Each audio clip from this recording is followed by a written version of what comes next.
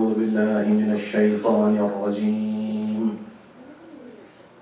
بسم الله الرحمن الرحيم الحمد لله رب العالمين والعاقبة للمتقين والنار للملحدين والجنة للموحدين والصلاة والسلام على سيدنا ومولانا أبي القاسم محمد اللهم صل على محمد وآل محمد وعلى أهل بيته الطيبين الطاهرين المعصومين المنتجبين المنتخبين المظلومين واللعنة الدائمة على أعدائهم أجمعين أما بعد فقد قال الله سبحانه وتبارك وتعالى في كتابه الحكيم وهو أصدق القائلين بسم الله الرحمن الرحيم واستعينوا بالصبر والصلاة وإنها لكبيرة إلا على الخاشعين. The ayah that I recited here is the ayah from Surah Al-Baqarah, the second chapter of the Holy Quran. The 43rd ayah. And Allah subhanahu wa ta'ala addresses here the ulama, the scholars of Yahud at the time who were in Medina. Apparently, they knew the virtues and the signs of Prophet Muhammad sallallahu alaihi wasallam, but willingly they were denying these signs and these virtues. So Allah subhanahu wa ta'ala, there are other verses of the Holy Quran as well. So Allah subhanahu wa ta'ala here addresses Yahud. And we have the same ayah with different wording in the same surah. That is 153rd ayah, where Allah subhanahu wa ta'ala addresses mu'mineen. Ya ayyuhal ladhina amanu ista'inu bis sabri was salah inna Allah ma'as sabirin. O you believers, seek recourse or help from Salat, that is saying the prayers that we pray, and Sabr, seek help from patience. Inna Allah ma'as sabirin. Surely Allah subhanahu wa ta'ala is with patient. You know it very well that there in this life, which is full of ups and downs, which is full of happiness and sorrows, some things, like Brother Ali explained as well, some things that they are in our hands, and some things that are out of our reach. We can control some things on our own, but we cannot control other things at the same time. Allah subhanahu wa ta'ala, when He created human being, He tried each and every human being. Not even prophets and imams were spared of this test. In Surah Al-Mulk, تبارك الذي بيده الملك وهو على كل شيء قدير. Blessed be Allah subhanahu wa ta'ala, in whose hand is the kingdom, and He's qadir upon each and everything. الذي خلق الموت والحياة ليبلوكم أيكم أحسن عملا. And He created death and life to try us, who is pious, who will pass this examination. This is what life is. Today, thousands, not only thousands, millions of people, whether they are mu'mineen, whether they are non-believers, they are suffering from depression. Each and every kind of depression. Some have like normal depression, some have chronic depression. Even some people, they do not know that they are suffering from depression. When they consult a psychiatrist, then they come to know that this habit of ours is because of that depression. Hundreds. We can find hundreds among us, among all families. Why is it so? Why do we get depressions? Although there are many reasons for this, but we will analyze tonight what are the main reasons according to the perspective of Ahlul Bayt alayhi salatu wassalam. What religion says about it.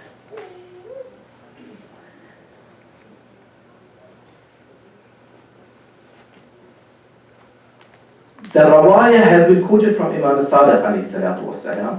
Allahumma salli ala Muhammad wa ali Muhammad. Khamsu khisalin. There are 5 things. Man faqada wahidatun minhunna. If you will not find one of them among you, lam yazal naqis al-aish. His life will be full of sorrows. Sour life. You understand sour life? It's very hard. Za'il al-aql. He will lack concentration. For example, women, they have to go in the kitchen and they have to cook food. When they do not have these 5 things, or one of them, they cannot concentrate. People that have to go to office, they cannot concentrate. People that have to go to school, students that have to go to school, they cannot concentrate properly. Mashghul al-qalb.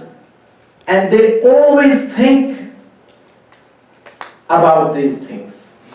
What are those 5 things? Imam Sadiq alayhi salatu wasalam goes. The first thing is sihhatul badan. Your health, which is very important. If someone, God forbid, someone is ill or is, he feels like, for example, if someone's one tooth, it pains, he thinks that this is the worst disease ever on the earth. It keeps you busy. It does not let you work. And today, if you are healthy, thank Allah subhanahu wa ta'ala and take the opportunities of your health. This was the first thing. The second thing is al-amn, peace. Look at Iraq, look at Afghanistan, look at Pakistan. People are like, no one can go out without fear. Everyone is frightened to go out. Maybe I will get caught in a blast, maybe someone will kill me. So, this is another bounty that we have, alhamdulillah. As-sa'atu fi rizq. A proper livelihood, earning or income, a decent income, which will fulfill your decent needs. There is no place for poverty in Islam. No place at all. All these things that we do, sometimes, we do qurbani on the Eid al-Adha. What do? We do qurbani and give out the mutton to whom? Meat?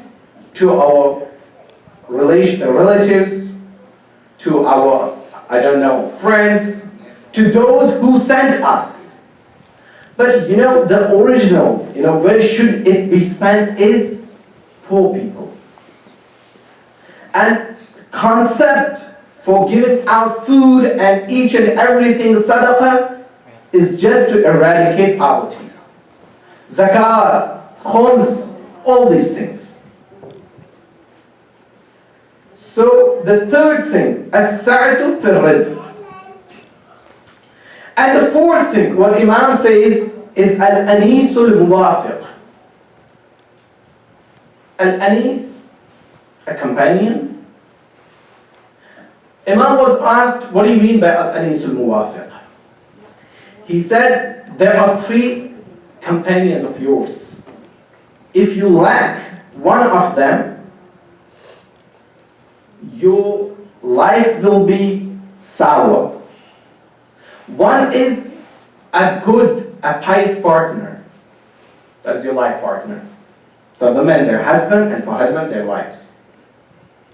Second is al-waladu salih, a pious son.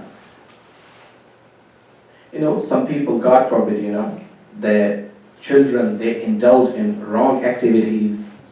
Al-ayadu billah. Their parents, they are always worried about them. They're always worried. When we die, what will happen to them after us? When we are alive, they are indulging themselves in those kinds of activities. But after us, what will happen? Allah knows better. So al-waladu salih is considered as a sadaqah jariyah as well. Those people, take your parents, maybe who among your parents who are alive, may Allah prolong their lives, and those who are not, may Allah bless their souls. They did your tarbiyah and made you to understand the values of Islam, to understand the value of Ahlul Bayt alayhi salatu wasalam. That's why you are here. If your tarbiyah would have been al-ayadu billah, gone on the wrong thing, you wouldn't have been here tonight. I'm not saying those people who are not here. Maybe there are some people, they do not know about the program. Some people, they have their job, they have more important things to do. But tarbiyah of walad salih, this is one of the causes. And the third companion is al-khalid. Al-khalid salih, that means a good friend, or a good employer, or who is always with you. And the fifth one, Imam says ad-da'a. Ad-da'a means happiness. And the opposite of happiness is what? Sadness. This fifth point is the most important point in one's life. How to keep yourself happy. There are ways for it, which Imams alayhi salatu wasalam, they have already told us those ways. But before I will go on those ways, I would like to tell you the causes of sadness in the sight of Ahlul Bayt alayhi salatu wasalam. When you will know the causes of sadness in your life, you will eliminate them. And happiness, inshallah, will fulfill your life. Sadness has been described as a disease. Imam Ali alayhi salatu wasalam says, Allahumma salli ala Muhammad wa ali Muhammad. He says, Alham nisful haram. He says, Alham, sadness is half of what? Of growing you older. When people become old, they become weak. And Imam Sadiq alayhi salam says, Al-ahzanu asqamul qulub. Sadnesses are the disease of heart. Like, كما أن الأمراض أسقام الأبدان. Like our body, it develops disease sometimes, right? Someone has diabetes, someone has heart ailments, different diseases. Our heart's marad, its disease is sadness. And today, you might be knowing, doctors, they say that diabetes sometimes, or heart ailments sometimes, they grow because of sadness, because of depression. So what are the root causes of this depression? I'll tell you 4 root causes that has been told by our imams, salawatullah alayhim. The first cause, the main cause, I guess, is الرغبة في الدنيا تورث الحزن. الرغبة في الدنيا. Living in this world, having this world, living with people is not bad at all. Wearing decent clothes is not bad at all. Definitely not. Islam emphasizes on all these things. But loving this world is worse for any of us. الرغبة في الدنيا. Because this destroys us. There's another hadith which has come after this. من نظر إلى ما في أيدي الناس طال حزنه. Those people who look at other people, what do they have? This makes their sadness more and more. For example, I'm a mere student. I cannot afford Mercedes, right?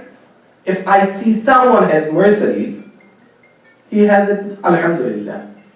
But if I get tempted because of this, this will bring regret and sorrows and sadness in my life. Because I'm not capable to buy it. I can't afford it. But at the same time, I'm tempting as well. If we do not look at those people who are more successful than us, or I cannot say successful basically, because who are more rich than us, successful are those who are successful here in this world and in the hereafter, right? Some people have a house for like $4 million, $5 million. We cannot afford that. Is it important for us to look into their lives? No, definitely not. Why should we look upon them? We should look at someone who is on the lower level. That will bring peace to your life.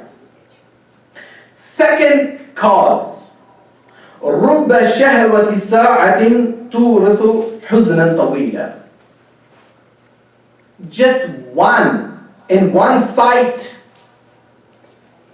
in one look, if you'll see someone, ajnabi, I can use the word, or na-mahram for example, just for 1 minute, it gives you the regret for the whole life. But we do not understand. Once, Amir al-Mu'mineen alayhi salatu wa salam, Allahumma salli ala Muhammad wa ali Muhammad. He was standing, and there were some of the companions with him. They were talking about some issue. A woman passed. Usually, you know what happens. Let's not be shy, and let's be pragmatic and serious sometimes. The companions, they started, what do we call in our term right now, checking out this woman. Soon they started checking out her. In front of Amir al-Mu'mineen alayhi salatu wasalam. See their courage. How brave were they? Amir al-Mu'mineen alayhi salatu wasalam told them a very simple solution. Go to your partners, go to your home. They are sane, like this woman. Because this brings regret. Does it bring anything else? No. You can't go, you can't approach that woman as well. What remains for you? Just one regret and destruction of your family life.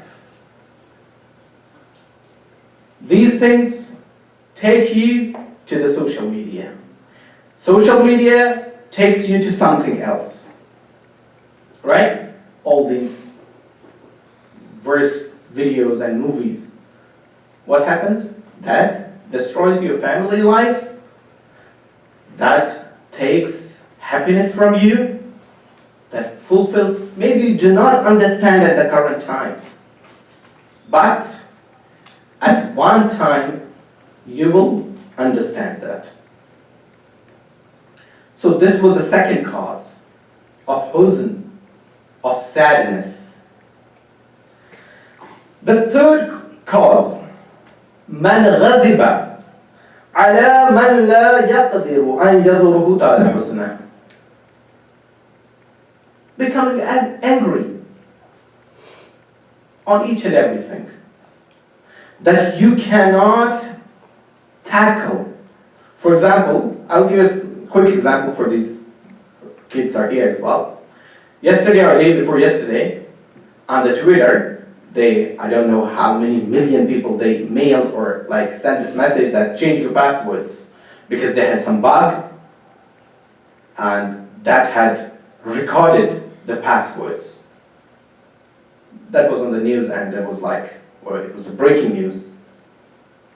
Now I'm at home. I will become angry at my children, at my wife. Why did Twitter did this? I can't tackle the situation here. I start hitting. Shall I? Is that valuable? That will fulfill my life with sorrows and lead my life, my family to destruction. Especially hitting kids. Hitting kids. That is not only crime according to the country's law, but it is a crime according to Islam as well. In the first place, hitting a kid is haram. And like in a way that it hurts him. And if you hit a kid on his face and it turns red, then you have to pay diya for it. For example, someone slaps his son or daughter and his face turns red. Then that father, he owes diya, reparations you call it, to the kid. The diya for redness on the cheek is 1.5 dinar. That is like 3.5 grams of gold. And on the body is half of that. And if the place turns blue, if it has bruises, then it doubles. That is 3 dinar. And that